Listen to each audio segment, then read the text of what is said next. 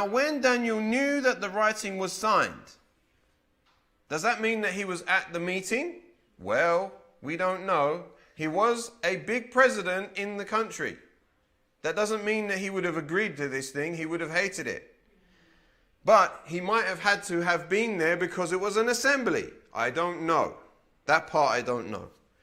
But listen to what it says. Now, when Daniel knew that the writing was signed, now the decree had taken place, what did he do? He went to his house, and his windows being open in his chamber toward Jerusalem, he kneeled upon his knees 3 times a day and prayed and gave thanks before his, before his God as he did aforetime. He already had the habit. He was keeping the habit. Were the windows already open? That's what it says. See, it looks like, when I remember it from younger times, Wednesday special, Sunday school, whatever, it's almost like he went home to pray. Let me open a window here and then pray. No, it says his windows being open already. Isn't that nice? He already had the habit. Maybe he didn't draw the curtains. Maybe there was no curtains. It's not a cold place, is it? Well, could be in winter, I suppose. But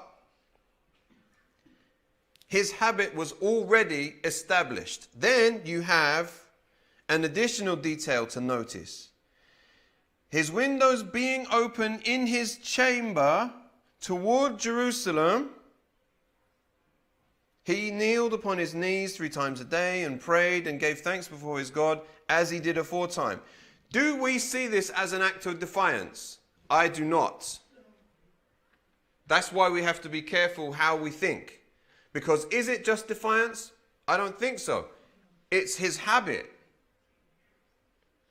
The window was open towards Jerusalem. Home sweet home. Maybe he treated that window like a picture on the wall, a memory of home. That his window might have been the frame of his imagination of what Jerusalem might have looked like. He might have gone on to Jerusalem for a holiday one time and come back, because his home, away from home, was Babylon. He had a job to do. You know you're supposed to grow and blossom in the place where you're planted? Bear that in mind when we have to do our work.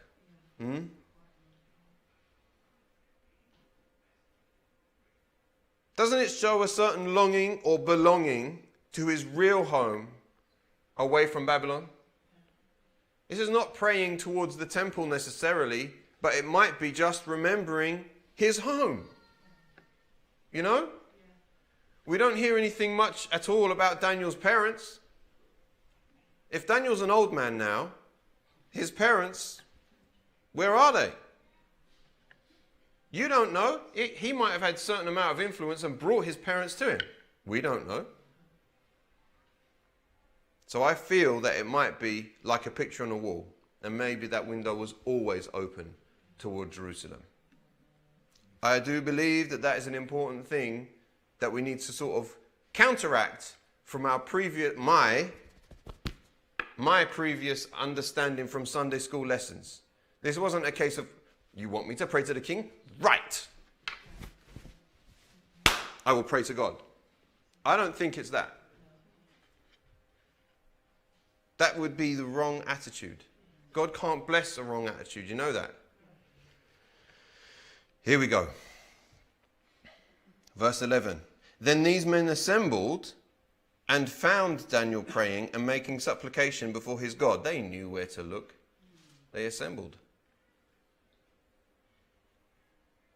Then they came near and spake before the king concerning the king's decree. Hast thou not signed a decree, that every man shall ask a petition of any god or man within 30 days, except or save of thee, O king, shall be cast into the den of lions? And the king answered and said, the thing is true, according to the law of Medes and Persians, which altereth not. He knew the rules. That's the rule of law, by the way, ladies and gentlemen. You know that? Even the king has to obey the law. Do you know that the Babylonian culture was to count in numbers of 60? Did you know that? 60 minutes, 60 seconds. That's them. History is so interesting.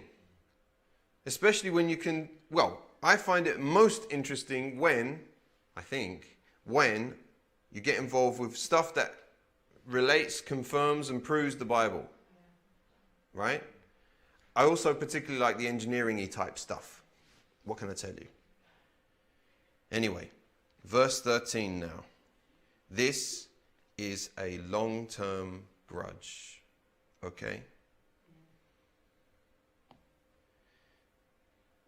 They answered and said before the king that Daniel, which is of the children of the captivity of Judah, regardeth not thee. The king knows that he regards the king. He knows it. The king knows that Daniel honors the king. If he didn't, he wouldn't have made him such a high standing officer. He regards not thee, O king, nor the decree that thou hast signed, but makes his petition 3 times a day. He's repeatedly offending you. For goodness sake, king, you have to do something about this. Then the king, when he heard these words, was sore displeased with himself, which shows the condition of how he appreciates Daniel. He was blindsided. They massaged his ego just enough, probably badgered him just enough. We think this would be a great honor for you. You overthrew that previous king. He was terrible. You're great. You know? Just enough so that he would sign the thing, so that it becomes a law, so that he can't change the law, but didn't think of people in his kingdom that would be praying to another god, that any other god. If you have a multiplicity of gods, what difference it make if you have to pray for the king, to the king? None. It just becomes another one of your many. But if you have one, and you're asked to change from that one to a different, this is not cool.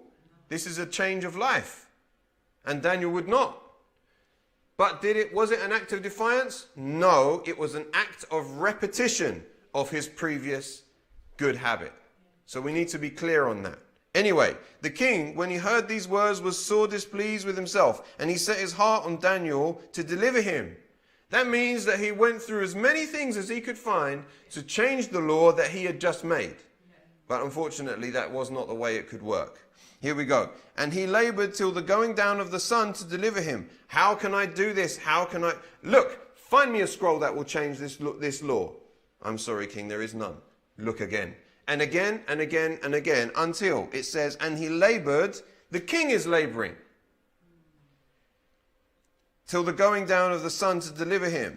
Do you remember the previous kings? I think it was Nebuchadnezzar. No, it wasn't. It was in Esther. The king couldn't sleep. What happened?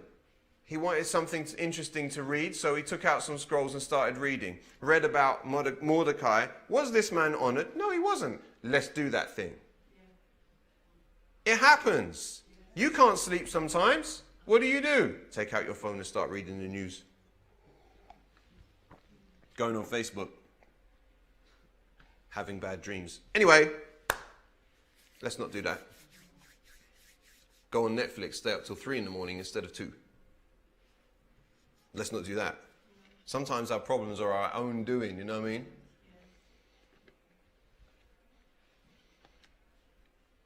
So the king was laboring to find a way. Then these men assembled to the king and said unto the king, Know, O king, this is verse 15 now, know, K-N-O-W, you should know, O king, that the law of the Medes and Persians is that no decree nor statute which the king establisheth can be changed. Then the king commanded, and they brought Daniel. They would have loved it. They would have loved it. They would have loved it